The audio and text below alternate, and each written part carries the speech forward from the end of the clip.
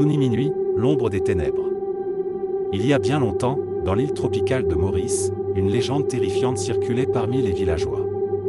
On parlait d'un sorcier maléfique du nom de Touni Minuit, une entité d'huile noire qui se faufilait sous les portes à la nuit tombée. Personne ne savait exactement d'où il venait, mais tous redoutaient son passage. Lorsque les ombres s'allongeaient et que la lune montait dans le ciel, Touni Minuit glissait silencieusement sous les portes des maisons, s'infiltrant jusque dans les chambres des femmes endormies. Certains disaient qu'il leur murmurait des paroles sombres dans leur sommeil, d'autres prétendaient qu'il les marquait d'un signe invisible, les rendant prisonnières de ses cauchemars. La terreur s'installe. Les disparitions et les récits de terreur se multipliaient. Certaines femmes se réveillaient en hurlant, glacées par une présence qu'elles ne pouvaient expliquer. D'autres tombaient dans une torpeur inexplicable, comme si une part de leur âme leur avait été volée. Le jour, les anciens de l'île mettaient en garde. Fermez bien vos portes, scellez les interstices avec du sel et de l'eau bénite. Mais malgré les précautions, Touni Minuit trouvait toujours un passage. L'intervention des sages musulmans. C'est alors qu'un groupe de sages musulmans de l'île, connus pour leur maîtrise des versets du Coran et des rituels de protection, décidèrent d'agir.